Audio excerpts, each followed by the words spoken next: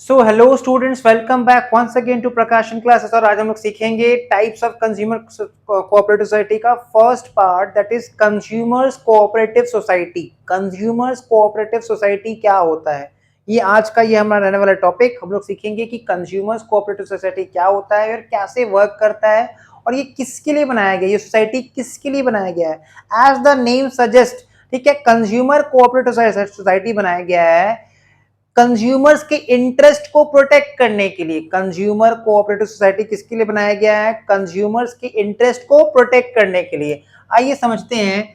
देखो, एक होता है मैन्युफैक्चरर, ठीक है। मैन्युफैक्चरर ने मान लो कोई सामान बनाया, कोई गुड्स बनाया। मैन्युफैक्चरर ने क्या किया, उसका प्राइस रखा 10 रुपया, ठीक है। मतलब मैन्युफैक्चरर ने वो गुड्स को 10 रुपया में आगे ट्रांसफर किया।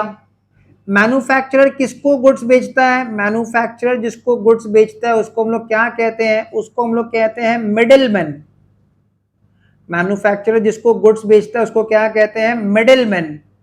जो गुड्स खरीदते हैं with the object of resale. जैसे मैन्युफैक्चरर दे सकता है डिस्ट्रीब्यूटर को, डिस्ट्रीब्यूटर देता है होलसेलर को, होलसेलर देता है रिटेलर को, रिटेलर देता है कंज्यूमर को, ठीक है। मैन्युफैक्चरर देता है मिडिलमैन को। मिडिलमैन क्या किया, ये गुड्स आगे किसको बेचा? कंज्यूमर को बेचा, ठीक है। मिडिलमैन ने क्या किया, ये आगे ये गुड्स किसको बेच दिया? कंज्यूमर को बेच दिया। तो कंज्यूमर को कितना में बेचा? मान लो मिडिलमैन ने 5 रुपये अपना प्रॉफिट रखा और आगे ये गुड्स बेच दिया कंज्यूमर को। तो हम क्या देख पा रहे हैं, मैन्युफैक्चरर ने गुड्स बेचा था मिडिलमैन को, मिडिलमैन ने गुड्स बेच दिया कंज्यूमर को 5 रुपया प्रॉफिट रख के। अब क्या देख पा रहे हैं कि गुड्स बनाया मैन्युफैक्चरर, बट मैन्युफैक्चरर एक एक पीस नहीं बेचता, इसलिए कोई भी कंज्यूमर मैन्युफैक्चरर से गुड्स नहीं खरीदता। ये जो मिडिलमैन है ना, ये बल्क में गुड्स खरीदता है, लार्ज क्वांटिटी गुड्स खरीदता है एक साथ, इसलिए उसको कम दाम में 10 रुपया मिल जा रहा है। और मिडिलमैन क्या करेगा, अपना प्रॉफिट रख के आगे कंज्यूमर को गुड्स बेच दे रहा है। अगर ऐसा हो जाए कि कंज्यूमर डायरेक्टली मैन्युफैक्चरर से खरीदे तो उसको दाम सस्ता पड़ेगा। तो क्या हुआ, बहुत सारा कंज्यूमर लोग मिलके अपना एक सोसाइटी बनाया। सारे कंज्यूमर्स इकट्ठा हुए और इकट्ठा होकर उन्होंने क्या बनाया, अपना एक कंज्यूमर्स कोऑपरेटिव सोसाइटी बनाया। और डायरेक्टली गुड्स किससे खरीदना स्टार्ट कर दिया? बल्क में, मैन्युफैक्चरर से। मतलब मैन्युफैक्चरर जब बल्क क्वांटिटी में डायरेक्टली कंज्यूमर कोऑपरेटिव सोसाइटी को गुड्स बेचता है, उसको हम लोग क्या कहते हैं? Consumer cooperative society. मैन्युफैक्चरर जब बल्क क्वांटिटी में डायरेक्टली कंज्यूमर को गुड्स बेचता है तो उस सोसाइटी को हम लोग क्या कहते हैं? Consumer cooperative society. इसके कारण मिडिलमैन जो है वो एलिमिनेट हो जाता है। मिडिलमैन जो है वो क्या हो जाता है? एलिमिनेट हो जाता है। अब क्या होगा, मैन्युफैक्चरर्स बल्क में गुड्स बेचेगा कि सोसाइटी बल्क में गुड्स खरीदेगा और दाम वही रहेगा। जिस दाम में मैन्युफैक्चरर मिडिलमैन को दे रहा था वही दाम में मैन्युफैक्चरर सोसाइटी को देगा। 10 रुपया में कंज्यूमर लोग गुड्स खरीदेगा। डायरेक्टली किससे खरीदेगा? मैन्युफैक्चरर से खरीदेगा। इस केस में क्या हो रहा था, मैन्युफैक्चरर दे रहा था मिडिलमैन को, मिडिलमैन बेच रहा था कंज्यूमर को, ठीक है। फालतू में 15 रुपया प्राइस पड़ रहा था। अभी क्या हुआ, कंज्यूमर्स ने अपना एक सोसाइटी बनाया, एक संगठन बनाया, ग्रुप बनाया और बोला कि हम लोग मिल के बल्क में गुड्स खरीदेंगे। डायरेक्टली किससे? मैन्युफैक्चरर से, और 10 रुपया में खरीदेंगे। इससे क्या होगा, मिडिलमैन एलिमिनेट हो जाएगा। और मिडिलमैन के चक्कर में जो फालतू का 5 रुपया एक्स्ट्रा लग रहा था वो 5 रुपया भी अभी एक्स्ट्रा नहीं लगेगा, ठीक है। तो क्या लिखा है, कंज्यूमर्स कोऑपरेटिव सोसाइटी के एस्पेक्ट में लिखा है, it is established to protect. किसको प्रोटेक्ट करने के लिए बनाया गया ये society? Interest of the consumers. Consumers के इंटरेस्ट को प्रोटेक्ट करने के लिए ये सोसाइटी बनाया गया है।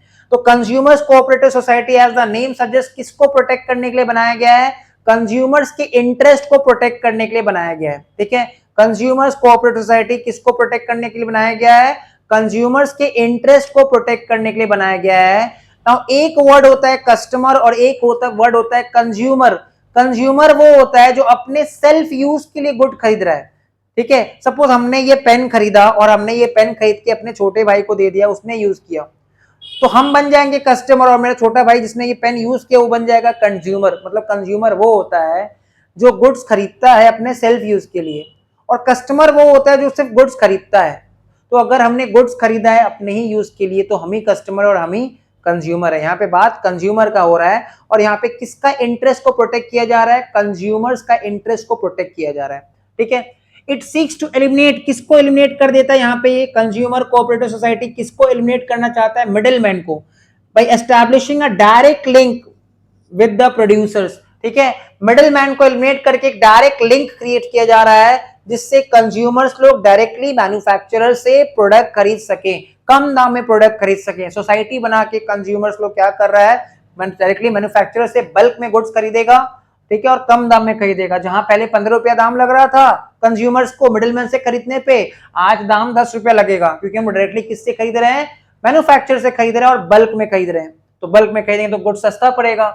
It purchases goods of daily consumption directly from the manufacturers और होलसेलर्स इन बल्क, मतलब ज्यादा मात्रा में खरीद रहे हैं, ज्यादा लार्ज क्वांटिटी में खरीद रहे हैं, and sells them to the members at reasonable price. तो सोसाइटी क्या खरीदेगा, कम दाम में खरीदेगा और मेंबर्स के जो सोसाइटी के मेंबर्स हैं उनको दे देगा। This was all about consumers cooperative society. मिलते हैं नेक्स्ट वीडियो में।